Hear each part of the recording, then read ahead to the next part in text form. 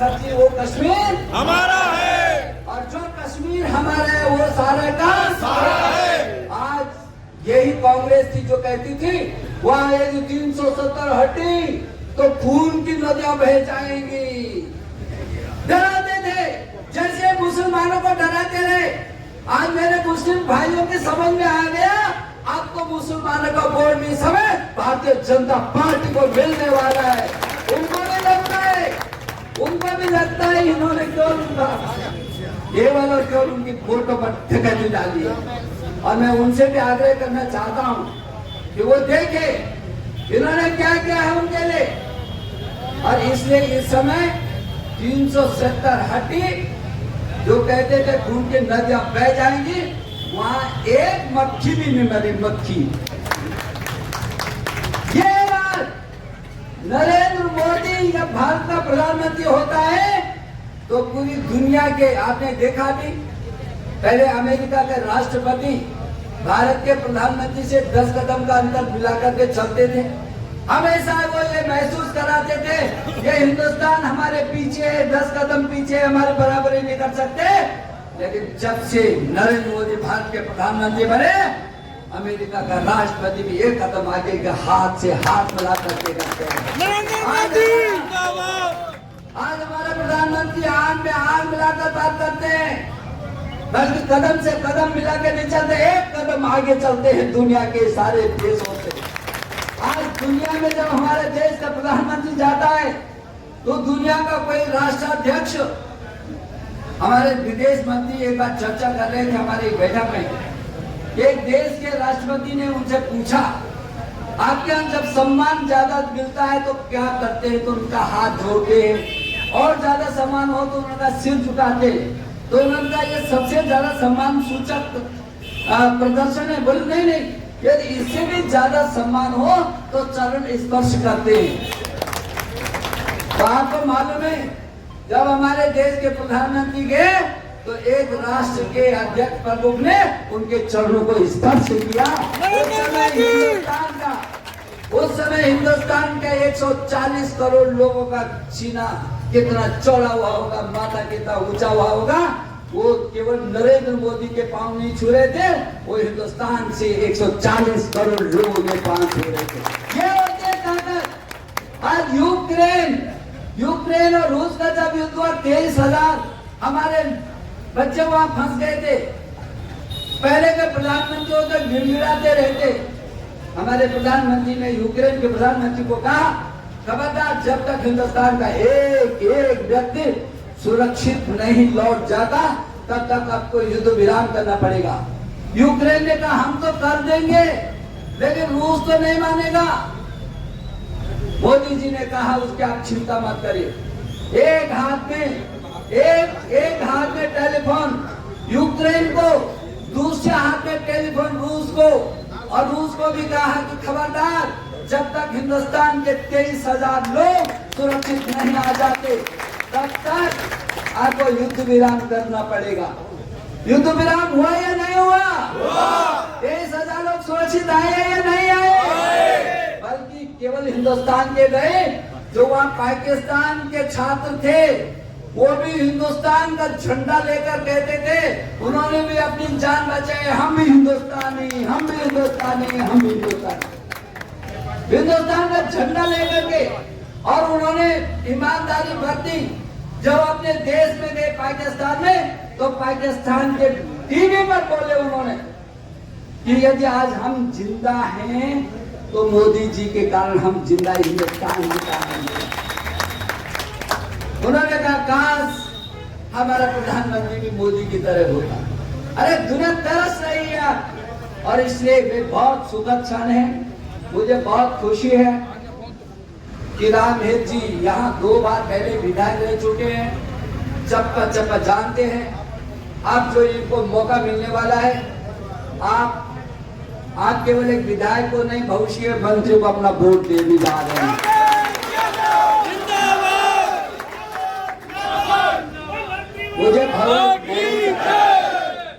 मुझे बहुत भरोसा है कि जो इस समय मौका मिल रहा है इनको, आप पूरे प्रदेश में एक इतिहास बना दीजिए।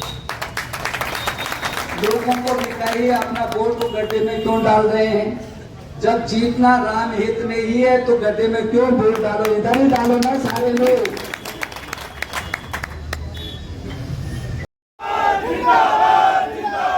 बीजेपी जिंदाबाद जिंदाबाद जिंदाबाद। बोलो भारत माता की, भारत माता की। मित्रों, मैं सोचता हूं कि बहुत कई घंटों से आज यहाँ पर आज हमारे राम के इस कार्यालय के उद्घाटन पे आप आए हैं। मैं आपका अभिनंदन करने के रहा हूं। आपको देख करके तो मुझे लगता है कि इस विधानसभा में आपने मन बना दिया कि आप अब राम का राज ही यहाँ चाहेंगे और पीछे करेंगे।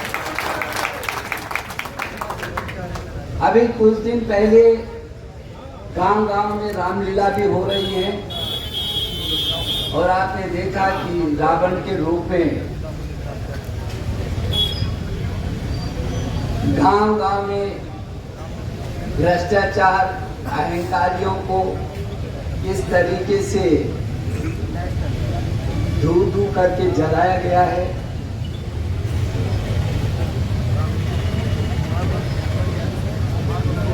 आप सब जानते हैं कि कांग्रेस ने देश की आजादी के बाद जिस तरीके से भारतवर्ष को चौराहे पर खड़ा किया,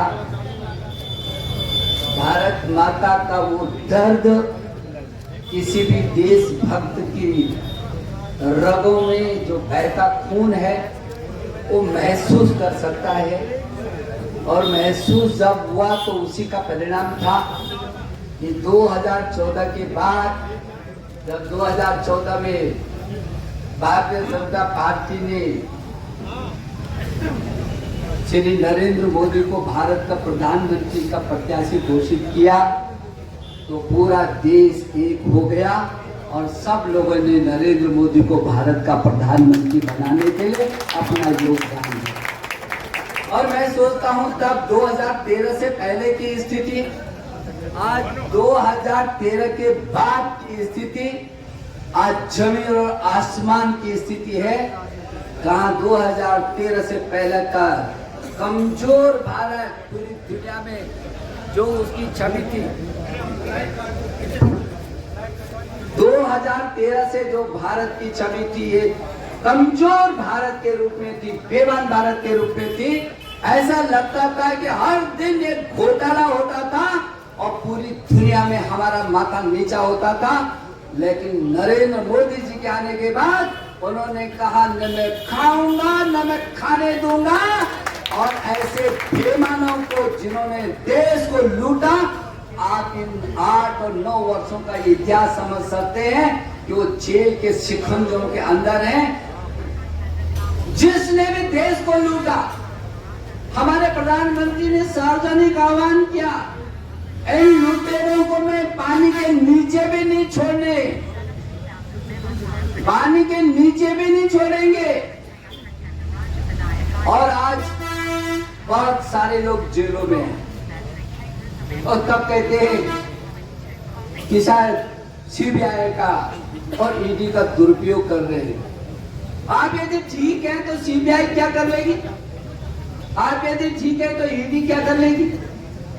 लेकिन हमने देश को लूटा, चौराहे पर खड़ा किया, आपने हिंदुस्तान को कमजोर किया, आपने हिंदुस्तान के लोकतंत्र को कमजोर किया, आपने विकास की राह में रोड़ा अटकाया और केवल अपनी सत्ता पाने के लिए कभी जातिवाद, कभी क्षेत्रवाद और कभी तुष्टीकरणवाद अपना करके आपने देश को चौराहे पर खड़े करने की कोशिश की। आज भारतीय जनता पार्टी दुनिया की सबसे बड़ी पार्टी है, उसने साबित कर दिया कि अब बेईमानों का राज नहीं चलेगा। भाई बहनों, मैं ये कहना चाहता हूं, मैं तो रामहेत जी यहाँ पर पहले भी विधायक रहे हैं। मैं जब से यहाँ आया हूँ तब से मैं लोगों को पूछता हूँ, लोग कितना महसूस कर रहे हैं। एक रामहेत जी थे जो आम आदमी के साथ खड़े होते थे, रात की 12 बजे भी इनको याद करते थे तो ये दौड़ते नजर आते थे। ये इनके मन में ललक थी। और आज का जो विधायक है उसके बारे में आप सबको मालूम को यूज कहना नहीं। आपने निर्णय ले लिया ना, अब जोर से ले लिया ना, ले लिया ना। और मैं अभी कल जहाज में आ रहा था, परसों में जहाज में जब आ रहा था तो एक हमारे कांग्रेसी मित्र मुझे कह रहे थे, डॉक्टर निशंक जी, जीत तो चाहते हम, हमारी कांग्रेस जीत जाती, लेकिन क्या करें साले आपस में लड़ते झगड़ते हैं। तो मैंने कहा चिंता मत करो, तुम्हारी लड़ाई झगड़ाई को हम जल्दी निपटारा कर देंगे, ठीक है? ठीक बोला? निपटारा कर दोगे? भाई और बहनों, मैं कहना चाहता हूं कि कांग्रेस तो देश से खत्म हो गई। ये पता नहीं राजस्थान में कैसे करके ही रह गई, समझ में नहीं आया। ये पूरी देश में एक छोर से दूसरी छोर तक कहीं कांग्रेस दिख रही है आपको? इस समय कमल खिला दोगे? सबके चेहरे मुस्कुराहट होंगे। मैं कहना चाहता हूं इस प्रदेश की जनता ने ये मन बना दिया कि वो भारतीय जनता पार्टी की सरकार चाहती है, वो डबल इंजन की सरकार चाहती है, डबल इंजन की सरकार चाहती है। केंद्र में नरेंद्र मोदी रहेगा और जिन जिन राज्यों में डबल इंजन की सरकार है, आज वहां विकास की गंगा बह रही है। ये तो बेमानी भ्रष्टाचार का नाला बहा रहे हैं और इसलिए ये ठीक अवसर है इस राजस्थान का विकास करना। राजस्थान वीरों की भूमि है। मैं उत्तराखंड की भूमि से आता, देवभूमि से आता हूं। मैं गंगा जली लेकर के ये राम हित के पक्ष में गंगा का आशीर्वाद लेकर के भी आया। वो भी वीरों की धरती है और इसलिए जिन्होंने इन वीरों की धरती को जहां अभिनंदित करना चाहिए था, उसका सम्मान बनाना चाहिए था।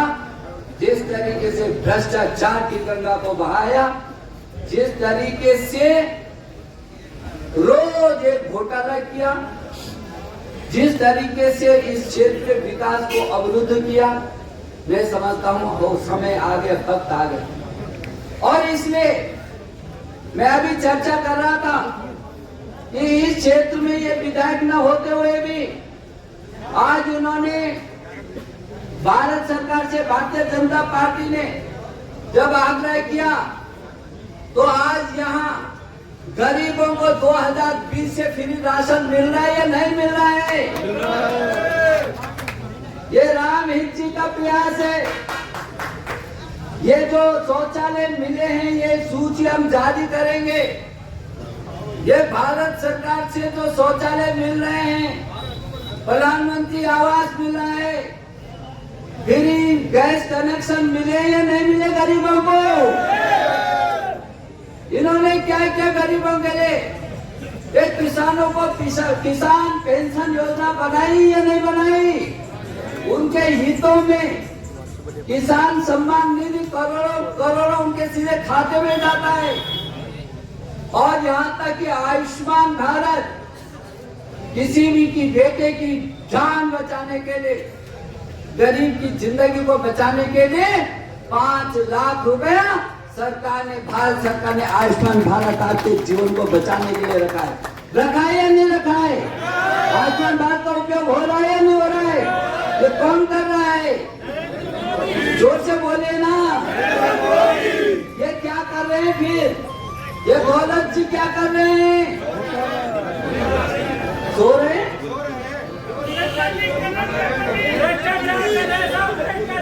भ्रष्टाचार कर रहे हैं। 19 बार पेपर लीक कर दिया। ये लगातार इधर से आवाजें आ रही हैं कि गौलत साहब क्या कर रहे हैं। और इसलिए मैं समझता हूं ये ठीक वक्त आ गया, बाद में कोई फायदा नहीं होगा। अभी हमारे जिला अध्यक्ष जी यहाँ पर हैं, हमारी पार्टी संगठन के बड़े जो पदाधिकारीगण यहाँ पर हैं, हमारे जिला के उपाध्यक्ष सहित और यहाँ के प्रभारी हैं। मैं सबका अभिनंदन करना चाहता हूँ। मैं ये कहना चाहता हूँ कि पूरे राजस्थान में घूमने के बाद हर मुंह से एक ही आवाज आती है, अब की बार भाजपा सरकार, अब की बार भाजपा सरकार, अब की बार करेगी। और मैं पीछे की बैठक पे अपने जिला अध्यक्ष जी को कह रहा था कि इस समय तो ऐसा होने वाला है कि जो कांग्रेस का विधायक है कोई चुनाव लड़ रहा होगा तो उसकी पत्नी भी भारतीय जनता पार्टी को वोट देने के लिए तैयार होगी, इसलिए निर्णय लड़ते हैं। बदल गया, रामराज आने वाला है। अरे इससे बड़ा रामराज क्या होगा? अंतिम छोर पर बैठे रहने वाली वही मेरी माँ जिसके सिर पर छत नहीं थी, उसको प्रधानमंत्री आवास से छत दी, मकान दिया, मकान में शौचालय दिया, फ्री विद्युत कनेक्शन दिया, फ्री राशन दिया, राशन बनाने के लिए गैस कनेक्शन दिया। और इतना ही नहीं, यदि तबीयत खराब होगी तो आयुष्मान भारत दिया। और इतना ही नहीं, यदि बुजुर्ग हैं तो दोनों को जो है उनको पेंशन भी भारत सरकार वृद्धावस्था पेंशन दे रही है। इससे बड़ा राम राज क्या हो सकता है? आप ऐसे ही तो सरकार चाहोगे ना? यहाँ चाहेंगे कि नहीं? और मुझे लगता है, अभी मैं नीलम मेरे साथ आ रही थी तो ये जिला के उपाध्यक्ष है, हमारे अध्यक्ष जी ने तो ठान रखा, लेकिन मैंने इनसे पूछा कि इस विधानसभा की क्या स्थिति रहेगी, कितना इसे जीतेंगे, तो इन्होंने कहा यदि यहाँ के कार्यकर्ताओं ने ठान दिया तो ये पूरे प्रदेश की नंबर 1 सीट बन जाएगी। बन सकती है, बन सकती है। तो बोलो भारतीय जनता पार्टी, ये आवाज दिल्ली तक पहुंच सकती है। भारतीय जनता पार्टी। तो मैं मोदी जी को जाकर बता दूं, मैं नड्डा जी को जाकर बता दूं कि ये प्रदेश की नंबर 1 सीट होने वाली है। यहाँ से बेईमानों का राज खत्म होने वाला है। यहाँ भारतीय जनता पार्टी की सरकार आने वाली है। यहाँ पर राम राज स्थापित होने वाला है। तो मैं आपको शुभकामना देने के लिए आया। मुझे भरोसा है, और यदि आप कहेंगे कि राम, भगवान राम अब तो अयोध्या में भी विराजमान होने वाले हैं ना, तो क्या हम पहले इधर वाले राम को विराजमान करते? सबकी ओर से मैं इनको विजय की माला कर दो।